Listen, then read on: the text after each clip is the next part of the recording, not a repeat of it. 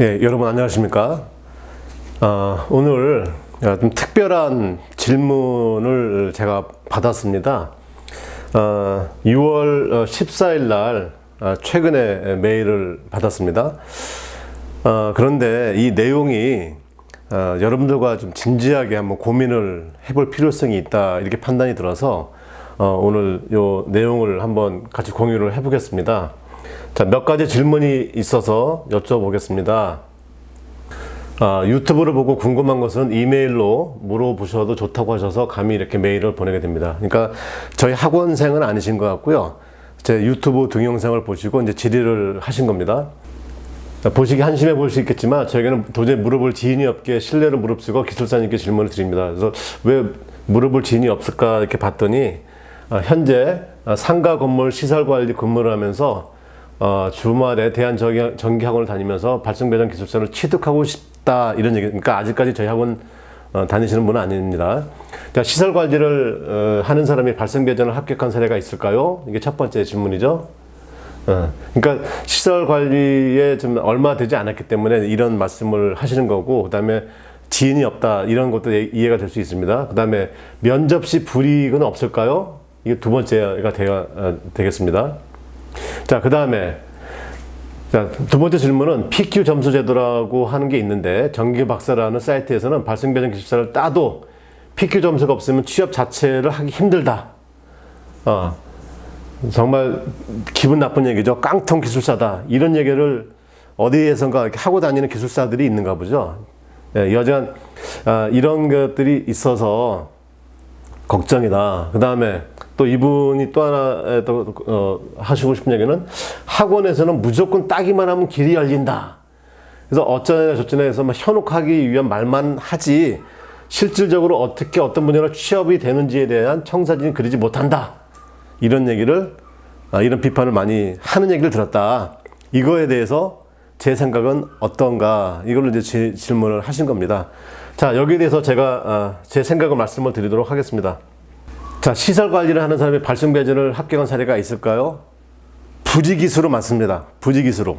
그러니까 이건 아무 조건이 안 됩니다. 자, 반대로 발송배전이니까 발전, 송전, 배전, 변전, 이런 쪽에 직군에 근무하시는, 소위 발전사에 근무하시는, 또 아니면 송배전 분야 근무하시는, 한전에 근무하시는 분들은 시험 보면 다 합격합니까? 그거 아닙니다. 그 다음에 시설 관리에 있고, 그 다음에 나는 박사학위를 받았습니다. 나는 대학원 졸업했습니다. 나는 대학교 졸업했습니다. 나는 전문대 졸업했습니다. 나는 고등학교 졸업했습니다. 고등학교 졸업하면 합격하지 못합니까? 이런 질문하고 똑같은 거죠. 그거 아니에요. 박사 받았다고 해서, 박사학위 있다고 해서 금방 합격합니까? 그렇지 않습니다. 분명히 말씀드립니다. 그렇지 않습니다. 공부를 해야 됩니다. 그러니까 이것은 시설 관리를 하셨든, 전기 대행을 하셨든, 무엇을 하셨든, 지금 내가 발전소에 근무하든 아무 관계가 없습니다. 그러니까 합격하는 사람인데 합격하는 거하고는 전혀 관계가 없고요. 두 번째, 면접 시 불이익은 없을까요? 자꾸 이런 얘기를 하는 건 뭐냐면, 제 생각은 그렇습니다. 다르게 생각하시는 분들도 계시지만, 저도 면접을 한번 떨어졌습니다. 그래서 두 번째 합격을 했죠. 자, 근데 면접을 많이 떨어진 사람들이 자꾸 무언가를 말을 만들어냅니다. 예를 들어서, 나이가 어린 친구들은 합격하기 어렵다. 왜? 실무 경력이 별로 없으니까. 이렇게 얘기하시는 분들도 계세요. 그런데 실제로 그렇습니까? 그렇지 않습니다. 최연소 합격한 사람들 29, 31살 나오잖아요. 왜 그렇죠? 실력이 있으면 붙고 실력이 없으면 떨어지는 겁니다. 한전 발전사에서 정년퇴직을 하셔서 그다음에 저희 와서 학원에서 공부하시고 그다음 면접에 바로 붙습니까? 그렇지 않아요. 절대 그런 거 아닙니다. 그래서 이 자기 경력이 미천하다, 이렇게 판단하시는 거거든요. 그런 거 아닙니다. 경력과는 관계가 없어요. 그 면접관이 그 사람의 경력이 미천하네, 경력이 대단하네, 그걸 왜 따집니까? 그게 아니고, 발성배전 기술사를 따서 이후 사회에서 발성배전 기술사로서의 어떤 직무, 그걸 할 수 있는 그런 능력이 되느냐라고 하는 것을 보는 거예요. 그러니까 이건 전혀 없습니다. 시설 관리 하셨다가, 안전관리 대행 하셨다가, 기술사 자격증을 따서, 그 다음에 자기 설계사무소 오픈해갖고 잘 되시는 분들 뭐 엄청나게 많습니다. 미래 사람이 어떻게 될 줄 알고 지금 과거를 가지고 사람을 재단합니까? 또 그렇게 재단할 권리가 면접관들한테 뭐가 있습니까? 그건 전혀 없습니다. 그렇게 생각하실 필요 전혀 없습니다. 문제는 뭡니까? 실력입니다. 실력이 있으면 바로 합격을 하고요. 실력이 없으면 불합격하는 겁니다. 네, 그걸 제가 정확히 말씀을 드리는 겁니다. 그 다음에 세 번째 내용을 보시면 PQ 점수 제도라고 하는 게 있는데, 발생 배선 기술사를 따도 PQ 점수가 없으면 취업 자체가 힘들다. 물론 틀린 말은 아닙니다. 그렇지만 내가 사회 졸업한 지 4년 만에 자격증을 땄습니다. 그럼 그분의 경력이 몇 년 되는 겁니까? 4년밖에 없어요. 우리 기술사 자격증은 기술고시하고 다릅니다. 기술고시는 정부에서 뽑아가기 위해서, 고위 공무원을 뽑아가기 위해서 시험 보는 게 기술고시고요. 우리는 기술사 자격입니다. 그냥 어떠한 자격이 된다라고 얘기를 하는 거예요. 그렇지 않습니까? 기술사 자격증을 따면 바로 1억을 주네. 기술사 자격증 바로 2억을 주네. 이렇게 얘기하는 사람들이 잘못된 거죠. 저는 그렇게 생각합니다. 경력이 없는데 기술사 자격증만 보고 무엇을 가지고 그 사람에 대해서 미래를 그릴 수가 있겠습니까? 또 내가 취직을 하려고 하면 무엇을 보고 그 회사 사장님이 나를 취직을 시키겠습니까? 내가 기술이 없다, 실력이 아직 미천하다라고 하는 것을 인정을 하고, 그러나 앞으로 내 발전 가능성이 있다, 나는 무한한 가능성을 갖고 있는 사람이다라고 하는 것이 자격증이 얘기를 해주는 거잖아요. 그 자격증이 얘기를 해주는 그 무한한 가능성을 가지고 저를 선택해 주시면 제가 빨리 기술을 습득해서 당신네 회사에 큰 도움이 되겠습니다 라고 하는 전제 조건을 가지고 그 회사 사장님하고 협의를 하는 것이죠.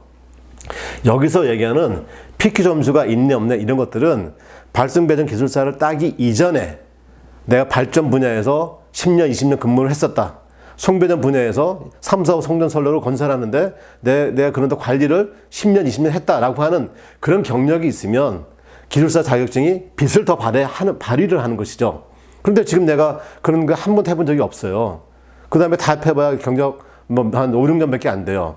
그럼 당연히 발승배전 기술사 하나만 보고서 공세를 줄 수가 있겠습니까? 그렇게 얘기하는 것은 어불성설이죠. 그러니까 자격증을 땄습니다. 젊은 나이에, 그 다음에 많은 실무 경력이 많지 않은 나이에 자격증을 땄다라고 하면 그 다음 뭘 해야 되겠습니까? 어떻게 하든지 간에 실력을 더 키워야 되겠다라고 하는 생각을 해야 되지, 자격증을 땄으니 1억 주세요, 이것은 논리 안 맞잖아요. 상식적이지 않지 않습니까? 네, 그렇게 하지 마시고 차분하게 본인의 실력을 키워나가는 것이 중요하다. 저는 그렇게 생각을 합니다. 자, 그 다음에 학원에서는 무조건 따기만 하면 길이 열리네 어쩌네 하면서 현혹한다. 저는 이런 얘기 들으면 사실 매우 화도 많이 납니다.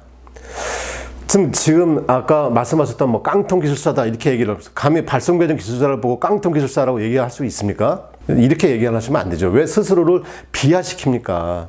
자기가 기대 수준이 너무 높아서 거기 맞추지 못하니까 잠시나마 그렇게 화를 내면서 얘기를 할 수는 있지만, 후배들이나 또 공부를 하시는 분들에게 이렇게 얘기를 해서는 안 된다. 그것은 선배 도리가 아니다. 저는 그렇게 생각을 하고 있는 거고요.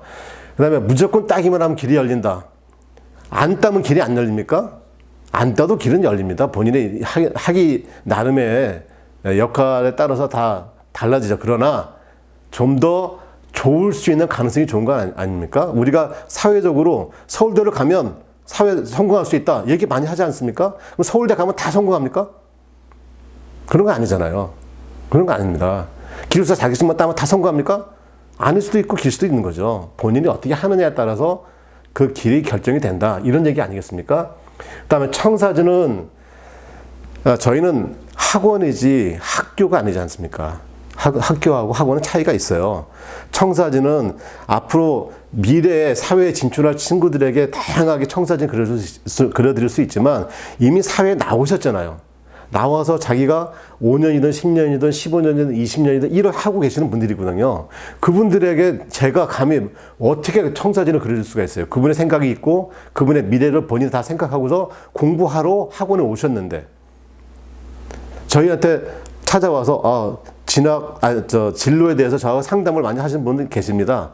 그러면 진로 상담을 하면 이렇게 했으면 좋겠다라고 얘기는 해드릴 수가 있어요. 다 원포인트 레슨 정도가 되는 거죠. 당신이 사회에 나오면 이렇게 합니다. 이렇게 얘기할 수는 없잖아요. 그게 솔직한 얘기 아니겠습니까? 저는 그렇게 생각을 합니다. 그리고 공부를 하시면서 또 주위에 많은 분들하고 교류를 하게 됩니다. 그게 온라인이 아니고 오프라인의 장점이거든요. 같이 공부하면서 인맥을 쌓고 그다음에 어떻게든 다 합격이 되기 때문에 합격한 이후에 우리 또 발송배전 기술사회라고 하는 또 모임이 있습니다. 거기서 계속적인 또 관계를 가지면서 많은 정보 교환을 하죠. 그래서 남들이 모르는 좋은 자리들을 기술사들끼리 먼저 공유해서 또 취직을 하는 경우도 많이 있습니다. 그게 특권이잖아요. 기술사 자격증을 갖고 있는 사람들만의 모임 안에서 거기서 정보와 교환되고 그래서 좋은 자리를 갈 수 있다라고 하는 게 특권 아닙니까? 그럼 나쁘다고 하면 나쁠 수 있지만 그건 현실적인 거란 말이죠. 네, 그렇게 해서 얼마든지 자리를 갈 수 있다라고 말씀을 드리는 것이지 기술사 자격증만 따면 당신의 미래는 장밋빛입니다. 이렇게 얘기를 한 적은 한 번도 없습니다. 다른 곳에서 얘기할지 모르겠지만 저는 그렇게 얘기를 한 적이 한 번도 없습니다. 또 지금도 그렇게 할 마음이 없고요. 여지간 본인이 실력을 키워야 됩니다. 기술사로서의 실력이 있어야죠. 그래야 자기 몸값이 더 올라갈 수 있고 또 많은 사람들이 찾아주는 거 아니겠습니까? 저는 그렇게 생각을 합니다. 자, 이 부분은 일반적으로 많이 고민하시는 내용이라서 제가 이 내용을 좀 좀 복잡하게 얘기를 좀 했습니다. 제 얘기가 조금 부담스러운 분도 없지 않아 계시겠지만 그냥 그런 내용이 있다라고 하면 귀담아 듣지 않으시고 대신에 이러한 일반적인 내용에 대해서는 이게 일반적이지 않다, 일반적이지 않은 내용이다 이렇게 생각해 주시기를 부탁드리겠습니다. 자, 오늘 이 내용 말씀드리고 제 말씀을 정리하겠습니다. 자, 여러분 감사합니다.